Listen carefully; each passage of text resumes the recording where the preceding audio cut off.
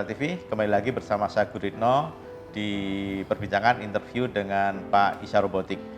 Tadi Pak Isya Robotik sudah menyebutkan formula ya, atau kombinasi dari 5 unsur ditambah lagi 1 unsur. Tapi mungkin saya akan tanya lebih jauh tentang tadi Pak Isya nyebutin berapa kandungan atau biang kalau dalam dunia obat-obatan ya, atau ada unsur kimiawinya di situ yang itu sangat membantu dalam membuat tubuh kita menjadi lebih imun, bisa antivirus dan sebagainya. Tadi, lebih lanjut saya akan bincang-bincang dengan Pak Isya. Pak, tadi Bapak menarik Pak, tadi Bapak menyebutkan ada 5 komponen dan 5 komponen. Dan tambah 1. Kalau 6 formula. Yang 6 formula yang tadi Bapak sebutkan obat herbal itu kan juga diteliti juga oleh lembaga-lembaga riset di luar dan juga di Indonesia. Bapak istilahnya mengkombinasikan itu dasarnya apa Pak? Latar belakangnya Pak? Jadi gini Pak, manusia itu butuh yang alami karena manusia dibuat alami oleh Allah Subhanahu Wa Taala. Jadi di limfosit T6 kuadrat itu mengandung 6 unsur. Dia satu antivirus, antibakteri, antioksidan, kemudian desinfektan, anti hipertensi, dan anti kanker. Itu 6 unsur dari limfosit T. Kemudian 6 unsur aja, yang 6 unsur yang kedua saya ambil dari mata bawang putih Pak. Orang selama ini kan bilang, oh makan bawang putih sebagai obat. Bawang putih tidak bisa menjadi obat, tapi yang bisa menjadi obat adalah matanya. Kalau Bapak belah itu bawang putih, dibuka gini, di tengahnya itu ada mata kecil. Itu yang disebut alisin Pak. Dia mengandung 6 unsur, antivirus, antibakteri, kemudian kandungannya desinfektan, antioksidan, anti hipertensi, dan terakhir anti kanker. Kandungan yang ada di tengah bawang putih itu ya? Di mata bawang putih. Tapi bawang putihnya itu tidak berguna untuk obat. Bukan nggak berguna, artinya berguna buat obat tapi tidak spesifik sekali. Artinya itu yang dimanfaatkan oleh Bapak untuk salah satu komponen campuran obat herbal itu ya? Dan satu hal, saya pakai pengawet alami. Mata bawang putih. Jadi saya tidak pakai pengawet zat kimia, saya pakai mata bawang putih. Untuk mengawetkan obat itu supaya kan ya? Iya, seperti itu. Jadi aman. Kan kalau nanti bicara vaksin itu kan harus di es. Tapi dengan menggunakan mata bawang putih nggak perlu pakai es lagi. Bapak tadi ngobrol-ngobrol soal vaksin. Vaksin ini menarik Pak. Tadi vaksin atau antivirus atau obat dan sebagainya. Nah, kalau vaksin itu kan melemahkan virus yang dilemahkan itu dimasukkan. Nah, kalau Bapak kan ini berarti obat ya Pak ya, bukan obat mutakhir. Obat mutakhir. Tapi kegunaannya bisa seperti vaksin. Saya sebut obat mutakhir di abad sekarang karena sudah eranya robotik Pak. Antara teknologi herbal dengan teknologi biotek, robotik Iron Man real dalam dunia nyata digabung. Tadi Bapak nyebutkan ini herbal, kemudian digabung robot. Nah, Bapak, aku mau tanya Pak yang lebih jauh soal yang robotik dan nano dan sebagainya itu dasar ilmiah logikanya seperti apa Pak? Jadi gini, saya sering baca buku Dr. Joyce dari Pennsylvania, Amerika. Itu dia profesor ahli dalam sel. Kemudian saya penggemar berat dari Dr. Storey Pak. Itu ada pada Perang Dunia Kedua, dia menciptakan mineral, dia menciptakan H2O, nitrogen hidrogen, membina memperbaiki sel, kemudian oksigen, membuang racun, ada membuang antioksidannya. Dia pencipta pertama kali H2O. Karena untuk membunuh virus tetap harus pakai H2O. Dan itu diciptakannya oleh Dr. Storey, bukan oleh saya. Saya cuma mengembangkan aja. Kemudian bicara sel pun sebenarnya yang menggelontorkan, yang menciptakan itu Dr. Joyce kalau nggak salah dari Pennsylvania, Amerika. Saya mengembangkan aja. Sehingga mengembangkan, meramu, kemudian menggabungkan dengan teknologi robot Iron Man real dalam dunia nyata yang ada di dalam saya ini, digabungkan menjadi unsurnya.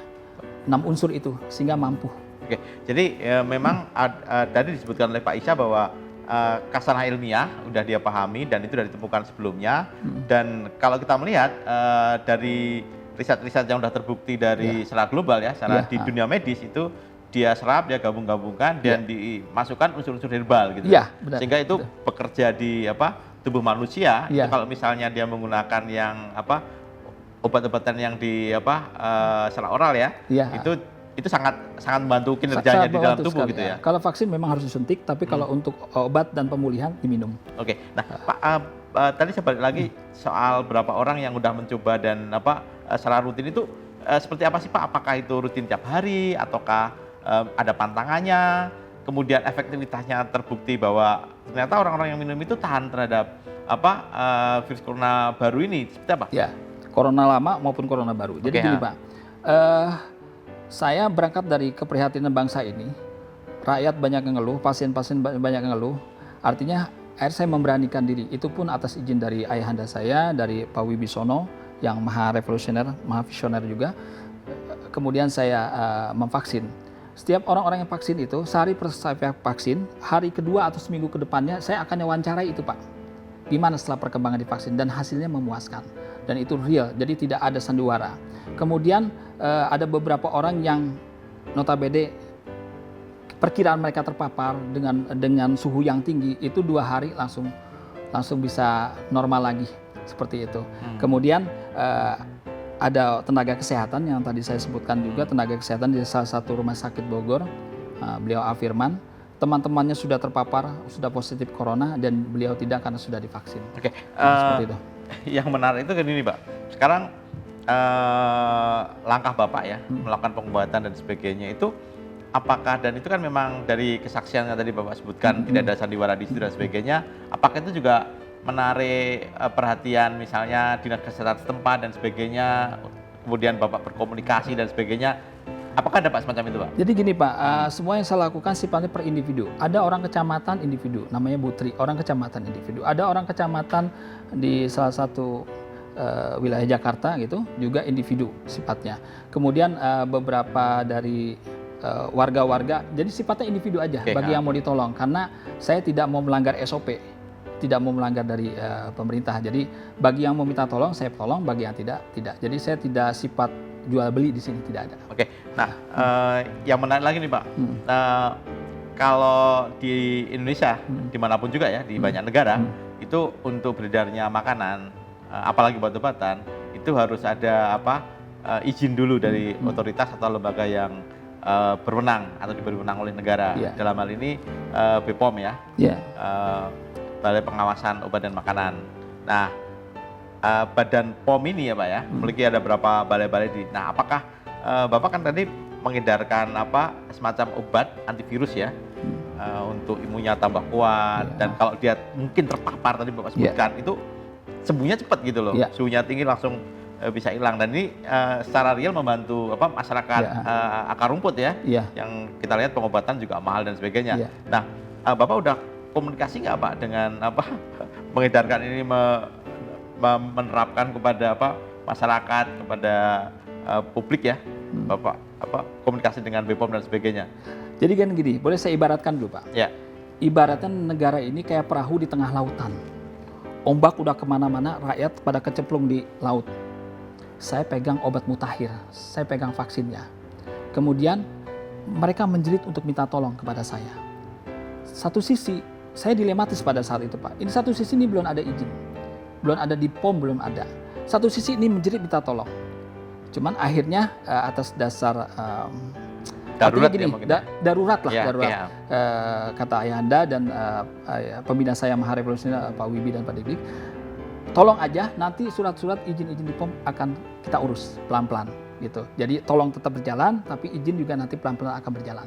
Oke, Pak, selama itu diberikan kepada masyarakat, itu ada nggak efek-efek yang misalnya, kalau efek positifnya oke ya, kalau efek negatifnya misalnya apa sih misalnya dari obat-obatan itu kemudian digabung dengan yang nano-T dan sebagainya, itu mungkin orang pusing, mual, batuk atau gatal-gatal atau apa, itu ada nggak Pak keluhan-keluhan macam itu? Jadi gini, inilah hebatnya keunggulan dari obat mutakhir limfosit T nanorobotik Isa.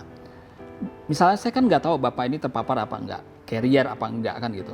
Tapi begitu Bapak divaksin, kalau besok Bapak meriang berarti sudah ada corona dalam tubuh Bapak. Dan lagi meriang itu kondisinya satu, menstimulasi mengimunkan diri, tubuhnya imunnya diperkuat. Kedua, begitu ada corona itu dibunuh sama limfosit T-nya. Gitu Pak. Nah, jadi begitu meriang, kadang-kadang orang kan nggak tahan demam sehari. Paling nanti saya berikan aja amoxicillin, paracetamol untuk meriangnya. Bukan amoxicillin, tapi paracetamol untuk meriangnya. Paling cuma sehari aja, setelah itu segar bugar. Kalau orang itu sudah terpapar. Tapi kalau orang itu tidak terpapar corona, nggak ada apa-apa, biasa aja tubuhnya. Kedua, bagi orang suka minum atau nyimeng atau ngeganja, biasanya seminggu nggak enak badan. Saya kasih tahu dulu, Bapak dulu masih muda pernah minum apa tidak? Pernah ngeganja, narkotik apa tidak? Kalau bisa, oh saya pernah narkotik, berarti Bapak nanti siap-siap seminggu akan didetok. Karena itu kan ada detoksifikasinya Pak, membuang racun dari oksigennya itu.